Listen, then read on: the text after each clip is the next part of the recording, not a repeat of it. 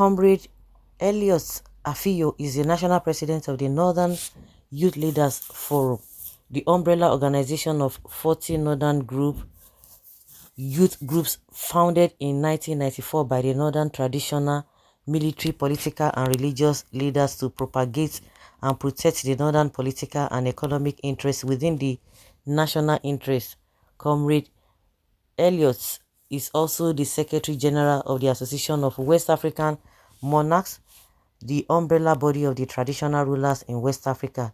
In this interview with journalists in Abeokuta, Comrade Afiyo bears his mind on the 2023 general elections.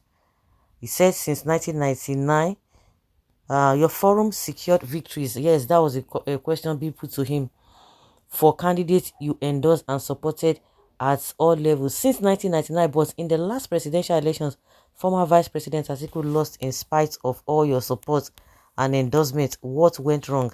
He said, thank you. I want to tell you categorically that Atiku did not lose the 2023 presidential election because there wasn't any candidate that meets up with the constitutional requirement to be declared the winner of the 2023 presidential election.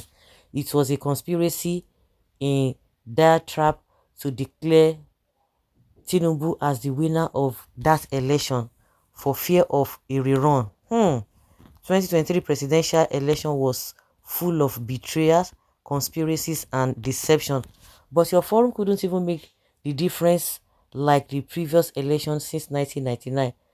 Our forum performed the best ever since 1999 for the first time.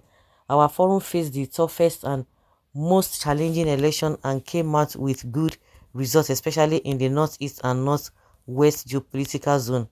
How tough was the election, if we may ask? He said, you see, I had a press conference in Kano 2 weeks to the elections and drew the attention of our presidential candidates of an organized deception and betrayers. All the APC governors that promised to work for Atiku changed their minds 3 days to the election because of the senseless and lunatic statement made by one of the Atiku's campaign spokesman that Atiku will investigate and jail them. Secondly, the statement made by Atiku that he was going to restructure the country even at the detriment of his life made the Fulani elite work against him.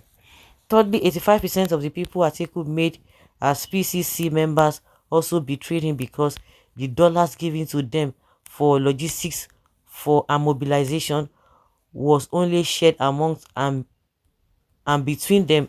They had erroneous and lifting confidence that with or without mobilization Atiku will win. Fourthly, the people that were sincerely and honestly working for Atiku were sidelined, barricaded, excluded and isolated thanks to some of our patrons who saw all these things and decided to mobilize us and also gotten some assistance from international organizations.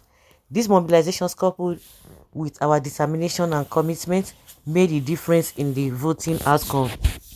We saw ourselves fighting against the collective decision of the northern governors, Fulani elites and the religious leaders from both Islamic and Christian religions.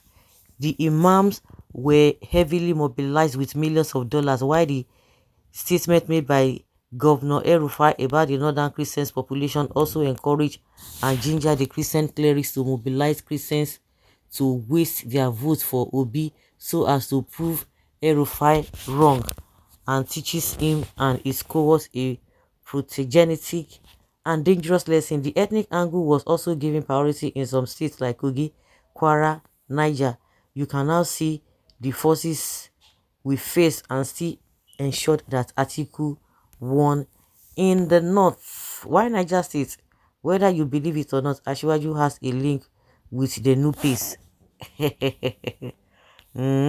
you saying Tinubu did not win the presidential election in 2023? I am telling you without fear of contradiction that Tinubu did not win the election that meets up the constitution requirements even after results were doctored. Yakubu knew it and he made up his mind to announce a rerun. 30 minutes to the announcement, he was summoned and the decision was changed.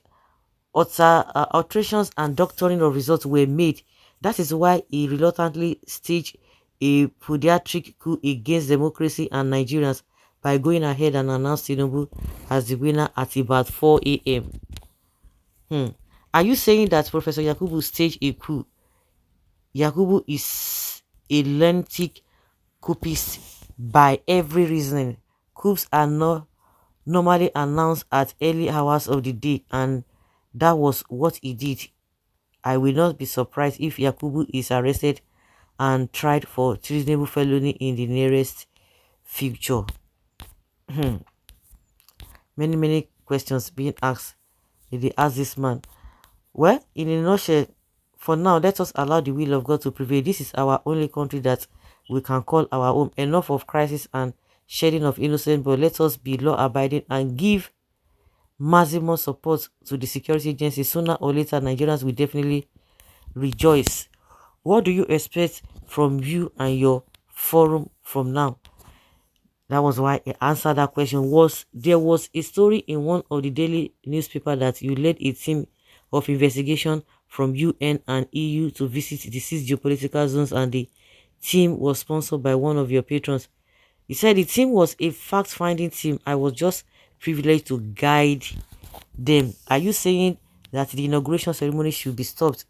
Under common sense or literal reasoning, the inauguration should have been done after final pronouncement by the court, but in a situation like this, one should not expect that to happen.